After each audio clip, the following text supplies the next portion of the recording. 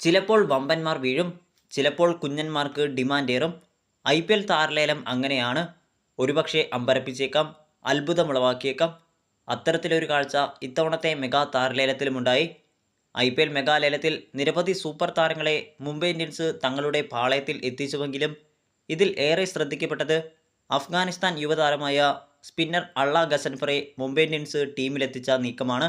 75 ലക്ഷം രൂപ അടിസ്ഥാന വിലയുണ്ടായിരുന്ന താരത്തിനെ 4.80 കോടി എന്ന മികച്ച തുക മുന്നോട്ട് വെച്ചുകൊണ്ടാണ് മുംബൈ ഇന്ത്യൻസ് സ്വന്തമാക്കുന്നത്.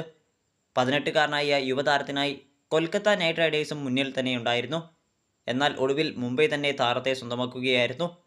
താരത്തിൻ്റെ ഈ ഡിമാൻഡിന് പിന്നിൽ കളിമികവ് തന്നെയാണ് എന്നതിൽ സംശയിക്കേണ്ടതില്ല. അടുത്തിടെ സമാപിച്ച ബംഗ്ലാദേശ് അഫ്ഗാനിസ്ഥാൻ ഏകദിന പരമ്പരയിലാണ് ഗസൻഫറിൻ്റെ കളിമികവ് ലോക ക്രിക്കറ്റ് കൂടുതൽ അടുത്തറിയുന്നത്. 3 മത്സരങ്ങളുടെ പരമ്പരയിലെ ആദ്യ മത്സരത്തിൽ താരം വീഴ്ത്തിയത് 6 വിക്കറ്റുകളാണ്. ബംഗ്ലാദേശിനെ ചുരുട്ടിക്കെട്ടി അഫ്ഗാനിസ്ഥാൻ അന്ന് സ്വന്തമാക്കിയത് 92 റൺസിൻ്റെ തകർപ്പൻ വിജയം. ഒരു ഫാസ്റ്റ് ബോളറായിട്ടാണ് ഗസൻഫർ അദ്ദേഹത്തിൻ്റെ കരിയർ ആരംഭിക്കുന്നത്.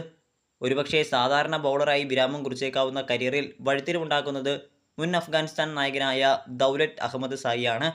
സ്പിന്നർ എന്ന നിലയിൽ ഗസൻഫറിൽ ഒളിച്ചിരുന്ന അസാധാരണത്വം അദ്ദേഹം കണ്ടെത്തുന്നുണ്ട്. പിന്നീടാണ് താരം ഒരു സ്പിന്നറായി മാറുന്നത്. ഈ സീസണിൽ മുംബൈ ഇന്ത്യൻസിൻ്റെ ഒഴിച്ചുകൂടാനാകാത്ത താരമായി മാറാനുള്ള സാധ്യത ഏറെയാണ് ഗസൻഫറിനുള്ളത്.